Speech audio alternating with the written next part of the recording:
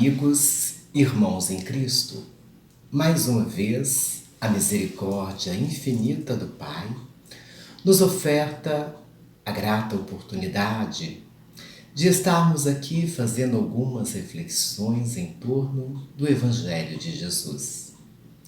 Este Evangelho, que é o roteiro precioso que nos foi legado há mais de 2000 anos atrás, mas que, no entanto, ainda temos tanta dificuldade por vivenciá-lo, porque os seus ensinamentos é o convite para o amor, para vivenciarmos o amor, desprendermos-nos do nosso orgulho, do nosso egoísmo e nos percebermos como criaturas da luz e, por consequência, também perceber o outro como esta criatura da luz, por perceber, por nos conscientizar que todos trazemos este potencial divino em nós. E para isto pedimos a misericórdia infinita de Jesus, que nos auxilie para que as reflexões, então, que aqui hoje vamos encontrar, não fiquem guardadas somente em nosso intelecto, mas que ela se transfira para o campo dos nossos corações, onde ocorre a nossa verdadeira transformação, a nossa verdadeira mudança. A vida é um constante movimento em direção à perfeição. A perfeição relativa que é o destino de todos nós, de todas as criaturas, porque somos filhos de Deus e trazemos esta herança inata em nós. Por isso estamos sempre em constante busca da luz, da verdade e do amor. E vamos então perceber que mesmo onde as nossas limitadas percepções acredita ter extinguido-se este movimento de vida, este movimento em direção a esta luz, ele ali está acontecendo, porque tudo, na verdade, está em processo de transformação. Então, aquele corpo inerte, sem vida, que acreditamos ter cessado este movimento, na verdade, ali está acontecendo algo. Na verdade, ali está acontecendo um processo transformador que dará surgimento a uma nova vida. Uma paisagem, por exemplo, que observamos destruída, desolada, e acreditamos ser uma paisagem morta, na verdade, a vida ali está surgindo de maneira gradativa e provavelmente uma vida mais bela e mais aperfeiçoada. Assim, vamos entender então que este movimento de vida, este movimento em direção à perfeição, ele é incessante, ele jamais para. E basta então observarmos a natureza. A natureza que sempre nos traz lições preciosas. E nela vamos encontrar todos os seres com a sua tarefa, todos os seres dando a sua contribuição para este processo de harmonia, de aperfeiçoamento. Desde os seres mais simples aos mais complexos, desde os seres minúsculos até os mais gigantescos, todos contribuem, todos trabalham em prol deste equilíbrio e desta harmonia. Por isso, quando a gente observa ocorrer ali um processo de desequilíbrio na natureza, é porque uma coletividade desses seres, provavelmente por uma causa desconhecida, deixou de cumprir a sua tarefa. É o que ocorre muitas vezes quando o homem usa, por exemplo, o processo do inseticida. Ele causa ali um desequilíbrio na natureza. E muitas vezes outros insetos, outros seres ali surgem de uma maneira desenfreada, porque quebrou-se ali aquele ciclo de harmonia. Mas e dentro disso, dentro da questão das tarefas que todos trazem para serem colaboradores do Pai, neste processo de manter o equilíbrio e a harmonia do universo, nós vamos perceber que somente que não há serviços maiores ou menores, que não há serviços essenciais ou não essenciais. Todos eles têm a sua importância. Todos eles são importantíssimos para esta harmonia, para este equilíbrio. Mas quando nós trazemos esta questão de trabalho para o campo da humanidade, então a gente vai perceber que somente nós, os homens, dotados da inteligência, do livre-arbítrio, é que muitas vezes fazemos essa diferenciação de acreditarmos e termos como uma verdade que há tarefas maiores, que há tarefas menores, que há posições maiores e que há posições menores. Isso decorre, claro, de uma visão deformada da nossa parte. Basta a gente fazer uma pequena análise e vamos perceber que esse conceito, ele é um conceito muito deturpado. Vamos pensar aqui num governante, por exemplo. Um governante, por mais hábil, por mais inteligente que ele seja no campo de governar, de comandar, ele não conseguirá exercer um bom governo se não houver ao seu lado colaboradores, se não houver ao seu lado pessoas, homens, para executar os seus planos. Serão planos que ficarão apenas no campo da ideia. Então, esse governante precisa de pessoas que trabalhem, que executem a sua vontade, que executem as suas ideias. E por consequência também, se houver trabalhadores, mas se não houver alguém com ideias, com planos para que esses trabalhadores possam executar, todo o seu empenho em trabalhar serão também inúteis. Então há aí um processo de equilíbrio entre os seres humanos. Pessoas com habilidade de governar, de ter ideias, planos, e pessoas com habilidade de executar esses planos. Mas todos eles são importantes, voltamos a lembrar. Então, nós temos uma tendência muito grande em sempre acharmos que há tarefas maiores ou menores. E por isso, dentro do campo profissional principalmente, tendemos então sempre a estarmos buscando uma posição melhor do que aquela na qual nós nos encontramos na atualidade.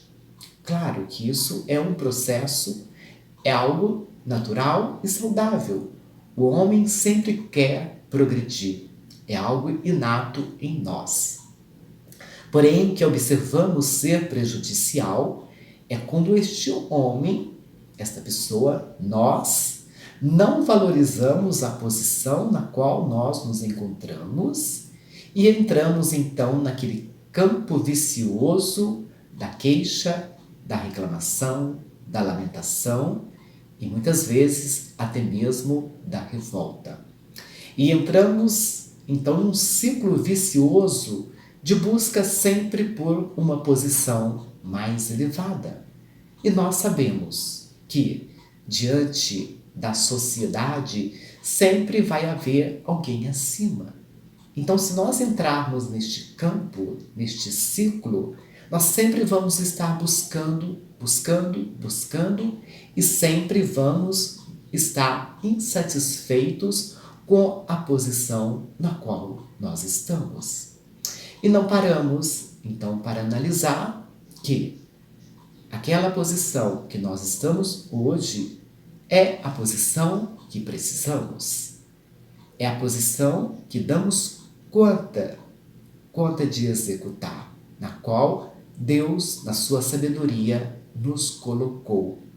Por isso, a importância de aprendermos a valorizar a nossa tarefa, a valorizar o nosso serviço e sairmos deste campo vicioso da queixa, da reclamação e de acreditarmos que a posição do outro é sempre melhor do que a nossa. E quando nós, então, levamos esta questão de uma maneira muito desenfreada, de buscarmos sempre estarmos numa posição melhor e de ficarmos sempre queixosos, o que acaba acontecendo conosco? Nós acabamos despendendo uma gama enorme de energia na queixa, na reclamação, ou mesmo nesta busca desenfreada. E não conseguimos cumprir com a tarefa que a vida está nos oferecendo. Não conseguimos perceber os recursos preciosos que estão ali à nossa disposição para sermos colaboradores nesta grande obra que é o universo. Sim, porque quando nós trabalhamos, independente se seja no trabalho remunerado ou no trabalho assistencial, voluntário, nós ali somos colaboradores de Deus. Porque todo o universo pertence ao Criador. Então, quando nós, por exemplo, somos funcionários de uma empresa, antes de tudo, nós estamos sendo ali colaboradores e funcionários de Deus. Nós estamos ali numa tarefa por contribuir com o progresso da humanidade. Não importa se somos funcionários do fulano, se somos funcionários de determinada empresa. Antes de tudo, voltamos a lembrar, nós somos trabalhadores do Pai. Mas quando nós transferimos esse conceito de trabalho para o campo assistencial, onde nós começamos a fazer aquele exercício de desprendermos de nós mesmos para servirmos ao outro, sem buscar os nossos interesses próprios imediatistas, vamos perceber que há uma tendência aí também em levarmos este vício, essa visão deturpada de tarefa maior, tarefa menor, para este campo. É exatamente por isso que hoje temos observado aí muitas instituições religiosas, muitas instituições voltadas para a assistência social, vemos os seus dirigentes entrando nessa disputa, numa disputa por uma posição de comando, numa disputa por uma posição de vantagem ali dentro. E tal situação acaba levando essas instituições a perder o seu verdadeiro objetivo, que é servir ao outro. E aqueles que ali estão, que deveriam estar neste exercício de renúncia, de caridade, de humildade, acabam também perdendo esta oportunidade, porque deixam-se envolver pelo orgulho, pelo egoísmo e pela disputa com aqueles que estão ali ao seu lado para servir. Passamos assim, então, de uma maneira sempre a acreditarmos e a buscarmos uma posição que acreditamos ser melhor, sem atentarmos que aquela tarefa na qual hoje nós nos encontramos é a tarefa adequada à nossa capacidade. Isso nos leva a uma busca, então, de sempre estarmos querendo sermos aquilo que ainda não damos conta de ser dentro do nosso campo evolutivo. Queremos dar um salto e pensamos, a natureza, sabemos, a natureza, ela não dá salto. Tudo ocorre de uma maneira gradativa. E muitas vezes queremos então ter aquela posição dos grandes missionários. Queremos ser uma Madre Teresa de Calcutá, um Gandhi, um Chico Xavier, sem sequer analisarmos: será que eu tenho condições de ocupar esta posição? Será que eu dou conta de renunciar a tantos desejos, caprichos que muitas vezes ainda temos para me dedicar verdadeiramente assim como eles se dedicaram? Com certeza que não, porque nós ainda somos, a maioria de nós, ainda somos criaturas bastante limitadas e ainda não estamos sequer na condição de sorver a taça de amargor que a maioria deles sorveram diante de suas tarefas. Basta fazermos um estudo e vamos perceber quantas dificuldades não enfrentaram. Uma Madre Teresa de Calcutá, um Gandhi, Chico Xavier, uma Irmã Dulce. Será que nós temos esta condição? E quando então entramos neste campo, nós deixamos de fazer aquilo que a misericórdia de Deus, que o grande Criador tem esperado de nós, que é sermos bons, que é verdadeiramente praticar o bem. E perante isso nós lembramos uma carta de Paulo aos Efésios, no capítulo 4, versículo 32, que ele assim nos diz: antes, sede uns para com os outros benignos. Olha o que Paulo nos pede. Antes de tudo, antes de qualquer busca, antes de anelarmos qualquer posição, vamos ser bons.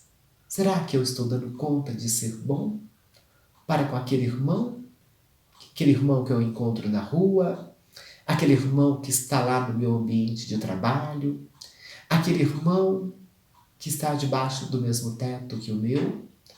Será que eu estou sendo bom para com essas pessoas tão próximas a mim? É uma reflexão que precisamos fazer.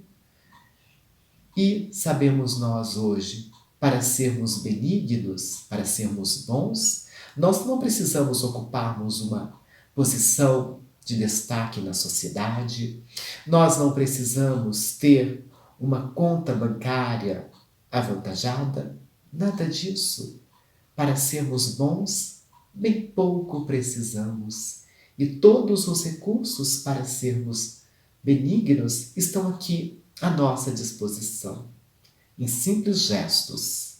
E mesmo, às vezes, deitado no leito, ali imobilizado, com o nosso pensamento elevado, nós podemos ser bons, porque vamos estar criando uma atmosfera benigna à nossa volta, que estará influenciando aqueles que estarão ali ao nosso lado. Nós podemos, com nosso pensamento elevado, ali diante de uma situação de dificuldade, estarmos levando o outro a despertar para a paciência, para a tolerância. Então vejamos bem, um simples pensamento, um simples exercício de pensar elevado, já é algo que nos auxilia a sermos benignos. E perante isso, nós trazemos aqui uma reflexão de Emmanuel, que é uma reflexão da carta de Paulo. Ele assim nos diz: a maioria anda esquecida do valor dos pequenos trabalhos, que se traduzem habitualmente num gesto de boas maneiras, num sorriso fraterno e consolador, um copo de água pura, o silêncio ante o mal que não comporta esclarecimentos imediatos, um livro santificante que se dá com amor, uma sentença carinhosa, o transporte de um fardo pequenino, a sugestão do bem, a tolerância em face de uma conversação fastidiosa, os favores gratuitos de alguns vinténs, a dádiva espontânea, ainda que humilde, a gentileza natural, constituem serviços de grande valor, que raras pessoas tomam a justa consideração. Sim, com certeza, hoje entendemos que um sorriso, um simples sorriso, pode ser algo valioso para um coração desalentado de alguém que encontramos na rua. Um bom dia sincero que parte do fundo do nosso coração, desejoso que aquela pessoa a qual nos dirigimos tenha realmente um bom dia, pode ser valioso para com aquele irmão que às vezes encontrava-se desalentado, desesperançado. Então são gestos simples que muitas vezes, como diz Emmanuel, andam esquecidos, mas que têm grande valor para com aqueles que os recebem. E não importa se aquele irmão também vai receber com gratidão, às vezes vai responder o nosso bom dia de uma maneira afável, pode ser até que ele nem responda, porque muitas vezes pode estar ali trancafiado no seu amargor, mas não importa. O nosso gesto provavelmente tocou um pouquinho da sua alma e em nós ficará aquele perfume de quem já conseguiu doar algo de bom. Não é assim a frase? Sempre ficará cheiro de rosas nas mãos que as oferecem. E por que nós, então, não vamos oferecer o bem? Se o bem ficará impregnado em nosso ser. E é tão simples, tão fácil. Todos os recursos estão aqui à nossa disposição para isso. Basta estarmos atentos. Basta a nossa boa vontade. No Evangelho segundo o Espiritismo, o Espírito Ferdinando esclarece-nos que a missão do homem inteligente na Terra é utilizar os recursos de que dispõe para o bem de todos. E nós perguntamos, será que nós temos utilizado esses recursos para o bem de todos? Será que não temos feito o contrário? Será que não temos utilizado esses recursos muitas vezes para causar tristeza, amargor, decepção nos corações que convivem conosco? E se nós, então, com a nossa boa vontade, com o nosso desejo sincero de servir ao Pai, conseguirmos auxiliar, elevar um só ser, nós já estaremos contribuindo para a melhoria de toda a humanidade, para que a humanidade possa gradativamente ir se transformando e despertando-se para a lei do amor.